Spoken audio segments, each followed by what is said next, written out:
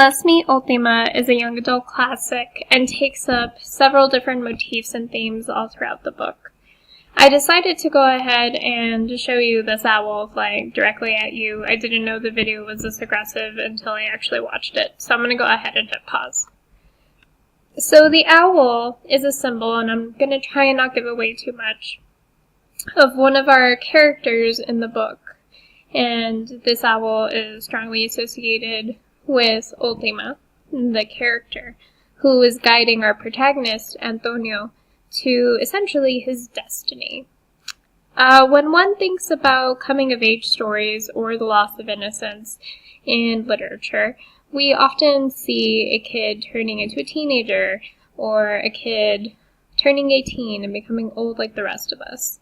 But in this case, our protagonist is 6, and he turns 7, within his journey, and he is taking up questions such as his identity, and taking up religious questions such as, is there a different religion that doesn't support God or is not about God?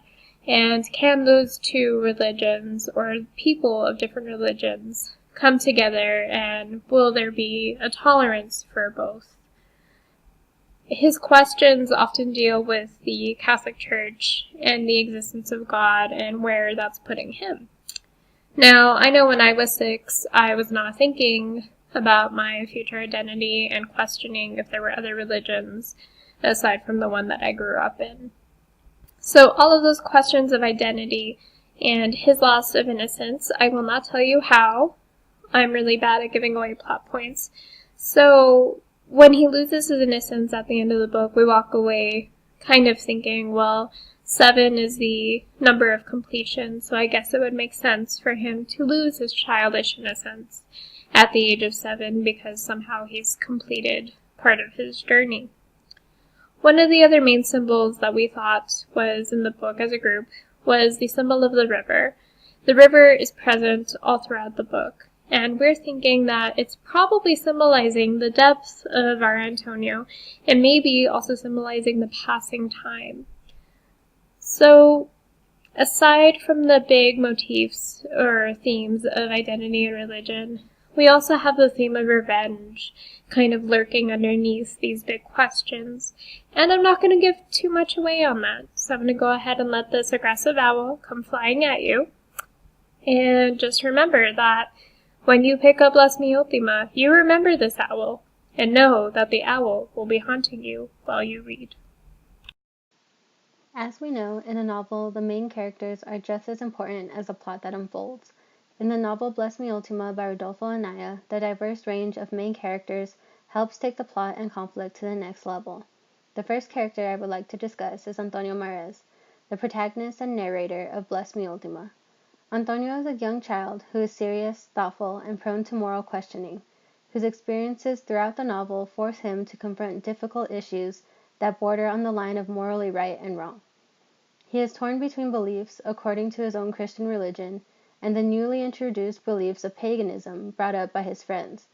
However, with the help and guidance of Ultima, he grows throughout the novel and begins to make decisions on his own and accept their consequences and the responsibilities that follow. Next are Gabriel and Maria Marez, the parents of Antonio. Gabriel wants Antonio to choose the path and life of a vaquero, which includes the Marez tradition of restless wandering across the llano, or plains. However, Maria wishes Antonio would become a priest and follow the Luna family traditions. Lastly is Ultima. Ultima is a curandera, which is a healer that is endowed with the spiritual power of her ancestors. She is a wise, complex, and mysterious character who is often misunderstood and feared by the people of the town, who accuse her of being a bruja, or a witch.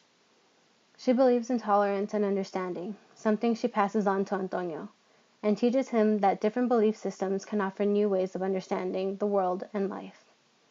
The major conflict of this novel is for Antonio, the protagonist, to blend his parents' and community's conflicting cultural traditions as he grows from a child into an adolescent. He is trying to become more independent in his thoughts and actions, and to make decisions that are morally sound and accepting the responsibility for the results that they yield. Ultima is the guiding hand that helps him achieve the goal of independence. In a world where good and evil are in constant battle, where religion and the supernatural collide, there is a boy caught in the middle. As he embarks on his journey to self-discovery, the struggle to find himself will have you at the edge of a seat on a spiritual roller coaster. This book will chill the blood in your veins, thaw it out, and then chill it again. The story and dreams of a young boy will jolt your analytical skills and expand your mind to many possibilities of interpretation. You'll ask yourself, what the was I doing at age 6? The imagery is eye-catching, claims Tenorio Trementina. It's certainly a hoot, raves Ultima. It'll have you drowning in childhood nostalgia, boasts Florence. Antonio Juan Mares is in Bless Me, Ultima.